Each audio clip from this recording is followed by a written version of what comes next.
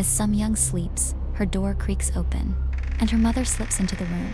Her gaze sweeps past the sleeping figure. Settling on the space behind the bed, her hand reaches, finding the locked box. The mother looks down at her sleeping daughter, a terrifying, chilling grin spreading across her face. We're the picture of a happy family, a perfect quartet, until the shadows crept in. When Somyung was just 8, her father vanished. 4 years later, tragedy struck again, claiming her brother in a drowning accident. And deep in her mind, a seed of vengeance sprouted, aimed directly at her own mother. Our story begins with an innocuous comment. Somyung's mother, gazing at her perfect daughter, suggests that she get bangs, remarking on an imperfect hairline. A backhanded remark referencing their similarity. Later, the mother's unfulfilled desires reappear, as she asks Somyung whether she wishes to learn the violin, something she had always wished to do. In the car, the instrument in its case, a silent witness, the mother's expectations close in. Somyung's English listening score is unsatisfactory, so a tutor needs to be arranged immediately. After all, her daughter must be perfect. At school, Somyung's focus is intense, her brow furrowed in contemplation as she learns CPR by careful attention. Her friend Sayun playfully mocks her serious nature during a safety lesson, then eagerly offers to hang out with her after school. But Somyung's path is already set. The academy awaits, courtesy of her ever-present mother. Siyun's flippant remark has a hint of concern. Somyung's relentless studying might leave her friendless. The weight of her mother's desires is embodied in the throbbing of her teeth with new braces. Another of her mother's decisions, her little brother Mungjin, a small voice of inquiry, hands her a reference book. He speaks out loud that he wonders why Somyung does everything their mother says for her to do, then jokes that their mom has given up on him entirely. Somyung's gentle reply reveals a depth of empathy. I just feel sorry for her since dad's gone. Her mother's words paint Mungjin and Somyung in a contrast that is stark. Mungjin, she claims, is beyond help, his behavior too far gone to be changed. Yet to Somyung, her brother is not so terrible at all. Mungjin brings Somyung snacks, something she cannot even buy herself. They enjoy them delightfully. Despite the subtle pressures and the contrasting treatment, Somyung insists outwardly for her happiness. She loves her mom, her brother, and her friends. But there is a shadow of uncertainty. Does her mother truly feel the same?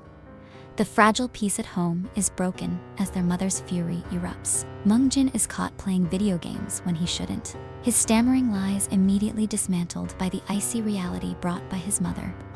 A video on her phone, its presence a sudden, icy imposition. Somyung's heart pounds in fear, a suffocating tide despite her innocence. The reprimand continues, louder with the accusation that Mungjin is stealing the same apple juice and candies he shared with Somyung. Confined in the strangling atmosphere of her mother's fury, Somyung desperately wishes for her brother to simply apologize, to escape this unbearable situation. Later, Mungjin is banished outside, his thin frame convulsing with sobs. Somyung, her heart heavy, tells him that their mother said he can go inside now. Months later, another incident erupts, this one in the harsh glare of public scrutiny. An angry mother confronts Somyung's mother, her words laced with venom, questioning her parenting as a professor. A creased picture is thrown, revealing Mungjin's naughty child's prank of dousing another child's bike with milk. The mother's forced apologies are a stark contrast to the terror etched on Somyung and Mungjin's faces. As bystanders murmur judgment, Somyung's hushed whisper to Mungjin, "Why did you do that?" is met with his quiet explanation of retaliation for stolen belongings. But before he can finish, their mother's icy glare silences him. She walks past them, her voice dripping with humiliation, lamenting the public embarrassment he's caused. Somyung's plea for a proper apology falls on deaf ears. Mungjin, his voice thick with unshed tears, refuses, convinced his mother hates him anyway, too scared to even get in her car. In the tense silence of the car ride, the mother's words are a chilling revelation. Children bring unwanted complications, forcing apologies and unpleasantness. Then, the truly unsettling statement, delivered in a tone that sends shivers down the spine. It would be perfect if Somyung was my only child. The weight of those words hangs heavy in the air. Mungjin retreats into silence at home, choosing the solitude of walking to school over his mother's presence. Then, a rare shift in the atmosphere. A snowy winter day brings a good mood to their mother, a warmth that reflects in Somyoung's own spirits. After school, Siyun's invitation to play in the snow is initially declined, Somyoung citing her waiting mother. But Siyun's mention of Mungjin wanting to join sways her. Permission is granted, and a seemingly positive turn. Their mother asks Somyoung to call her brother over, a private conversation in store. Outside, as they prepare for a carefree snowball fight, Mungjin reveals a box of apple juice. "Mom gave it to me," he explains. She wants to make up. A genuine beam of happiness lights up Somyoung's face. Amidst the playful chaos of the snowball fight, Somyoung makes a silent vow. She will protect her brother from their mother's anger. The innocent joy of the snowy day shatters. A boy's urgent words break through their laughter. Mungjin has been missing. A frantic search ensues, leading Somyoung to the chilling sight of her brother's small body floating lifelessly in the icy river. Her screams of terror pierce the winter air, drawing the attention of horrified bystanders and her friends. Desperate pleas for help fill the air as precious moments tick by. The ambulance feels like an eternity away. Mungjin isn't breathing. Siyun's voice on the phone with emergency services offers a sliver of hope. 5 minutes. A desperate question hangs in the air. Does anyone know CPR? Somyoung's recent lesson flashes through her panicked mind. The order, the compressions, the differences for a child, a blur of forgotten details. But she knows she can't hesitate. Her frantic attempts at resuscitation are a silent prayer against the inevitable. The ambulance finally arrives, but it's too late. Her brother is gone.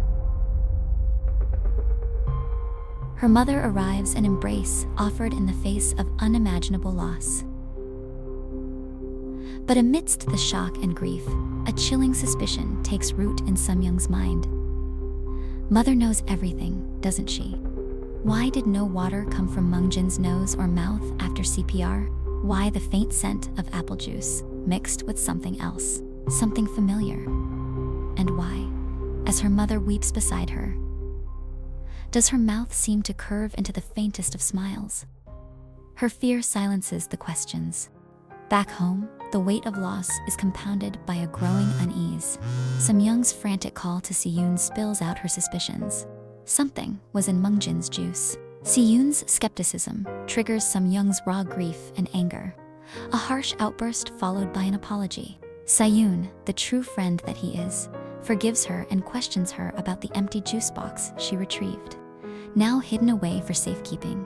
He suggests taking it to the police, a path fraught with fear and uncertainty for Somyoung. What if it's all in her head? How could she live with her mother then? Siyun's loyalty is torn. Her mother has helped him, making the thought of Somyoung's mother's involvement unthinkable. Yet, his deepest concern is for Somyoung, the corrosive nature of suspicion against her own family. He offers unwavering support, willing to do anything to ease her burden. Somyoung, reassured by his words, agrees to consider the police, deciding to bring the juice pack to school the next day. As Somyoung sleeps, her door creaks open, and her mother slips into the room. Her gaze sweeps past the sleeping figure. Settling on the space behind the bed, her hand reaches, finding the locked box. The juice box is retrieved, with the damning evidence in her grasp. The mother looks down at her sleeping daughter, a terrifying, chilling grin spreading across her face. The next morning, Somyoung's world unravels further. The juice box, her only evidence, is gone. The locked box, once a safeguard, is now empty. A frantic search tears through her room, clothes and books strewn in a growing mess, but it's useless. Her mother's voice calls her down for breakfast, just as Somyoung is rummaging through her backpack. A pointed remark from her mother follows. Her room is a disaster. At the table, Somyoung stares at her plate, nausea churning in her gut. But leaving food uneaten is not an option. Her mother plans every meal meticulously, and perfection tolerates no waste. Under her mother's stern gaze, she forces each bite down, the food settling like stones in her stomach. Outside, the cold air offers no relief. Her stomach twists painfully. Sayun, immediately noticing her pale face, asks about the juice box. Her voice trembles as she tells him the truth. It vanished overnight. Sayun is stunned. It was locked away. How could it just disappear? But despite the setback, she suggested they still go to the police after school. They couldn't give up. But fate has other plans. Returning home with Sayun, Somyung searches again. The house, spotless as ever, reflects her mother's relentless need for control. Every surface gleams. If her mother wanted to hide something, it would be buried beneath layers of perfection. She must have taken it. Or thrown it away already, Somyung thinks. But she has to try, for her brother. Her phone buzzes. A message from her mother. Your room was a mess, so I cleaned it. I left what you were looking for on your desk. The blood drains from Somyoung's face. She opens the door to her room. There, sitting neatly atop her desk, is the juice box, as if mocking her. Hands shaking, she grabs it with a tissue. Fear bubbles inside her, too much to handle. She rushes downstairs, grabbing Sayun with her. She cannot stay in this house a moment longer. Together, they sprint toward the police station, Somyoung's terror pressing down with every step. In her mind, doubts swirl like a gathering storm. Is she still the same mother she once loved? Siyun tries to comfort her, vowing that he will stay by her side, no matter what. At the station, curious glances follow them, to children, carrying the weight of something far beyond their years. A kind officer offers a warm drink, asking gently why they've come. Somyoung struggles to find the words. Her voice shakes, her mind fractures. She talks about Mungjin, the river, the CPR, but doubts claw at her heart. What if they find out? What if mom really did something? What if I'm wrong? Fear spirals, questions stab at her. What happens to me if mom is taken away? Will anyone even want me? Wasn't it my fault too? Why did he die and not me? The walls close in, breathless, stuttering. Somyoung's anxiety crashes over her in a suffocating wave. She screams violently, doubling over on the station floor, tears streaming down her face. She cries out for Mungjin, her screams raw with guilt and grief. The officers exchange grim looks. They murmur about trauma, about her being too young, too unstable to give a proper statement. In the end, the investigation quietly closes. Later, by the river where her brother's life was stolen, Sayun stands by her side. Are you really okay with letting this go? He asks, voice soft. What is there to say when everyone believes it was an accident? Somyoung says. With a hollow motion, she tosses the juice box into the current, watching it vanish beneath the icy water. She apologizes to Siyun, blaming herself for dragging him into something so heavy and for achieving nothing. But she vows to him, she will grow up, she will become strong, she will never become her mother. And one day she will make her mother pay for everything.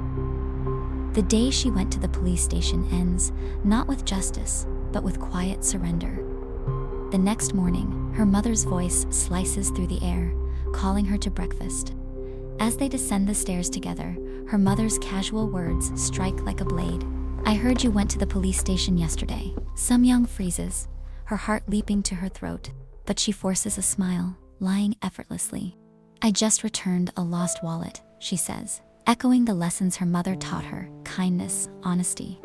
Lies wrapped in truths. At the table, suspicion gnaws at her. How did she know? Why is she always a step ahead? But Somyoung forces the thoughts away. No use dwelling. She made a decision. She would be brave now. After finishing breakfast, her mother offers her a drink before school. Somyoung is expecting the usual vegetable smoothie.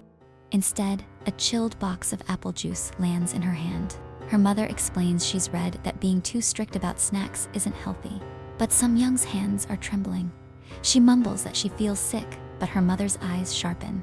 You've been eating so little lately. You'll faint at school if you don't have anything. The box feels heavy in her palm. Her mother leans in closer. You usually like this juice, don't you? After everything that's happened, how could you refuse me now? Under her mother's watchful gaze, she must drink every last drop. Somyung sipped the apple juice in front of her mother, who smiled warmly, praising her for being such a good daughter, smart, obedient, understanding. Everything her mother said was only for her sake, wasn't it? Somyung nodded. Of course, mother. The moment she left the kitchen, putting some distance between them, she rushed to the bathroom and threw up. Nothing remarkable happened after that, except that every morning at breakfast, a perfectly ordinary box of apple juice would always be waiting for her. At Mungjin's funeral, Sayun found her alone. "Are you okay?" he asked quietly. Somyung nodded and thanked him for coming. "Where's your mother?" "She stepped out for a bit," she replied. Sayun's eyes drifted to the letter clutched in her hand. "What's that?" "It's a letter Mungjin gave me a while back," she said. "I brought it to be cremated with him, but I don't think I can let it go." Sayun shifted awkwardly. "I'm an only child, so I can't imagine how you feel, but you two were really close, right?" "I didn't love him at first. When he was born, I hated him, just like lots of older siblings do. I thought he was taking away everything that belonged to me." Her mother had gotten pregnant with Mungjin, while their father was still around. Somyung remembered how her father had excitement shining in his voice. "You're going to have a little sibling." After Mungjin was born, she would stand next to his crib, watching him sleep, small and warm. But dark, uncomfortable thoughts began to creep in. Is Mom happier now? Happier with him than she was with me? One night, as her mother tucked her in, Somyung had asked, "Are you going to Mungjin's room now?" Her mother apologized gently. "He's still very young, but if you want, you can come sleep in my room too. You're the big sister, after all. There's so much you have to learn to share." "It's okay. I'm a big sister now." Her birthday came around not long after Mungjin started toddling on his own.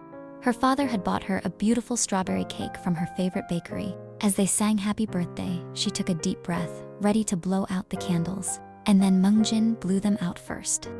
Before she could react, he stuck his hand into the cake, grabbing a messy handful of frosting and sponge. Their mother swooped him up immediately, fretting, "Did he get burned? Is he okay?" In the background, her parents argued, her mother berating her father for not watching the boy, and Somyung stared at her ruined cake, feeling invisible. In the years that followed, she simply let him blow out her candles without protest. Her mother would scold her gently. "You don't have to let him do that, sweetie. It's your birthday." But her father would always chuckle. "It's fine. She wants him to." And then her mother would lean down and whisper, "Your brother must take after his father, selfish, just like him. But you, Somyung, you're different." Back in the present, Somyung stared at the letter. "That's why," she said flatly.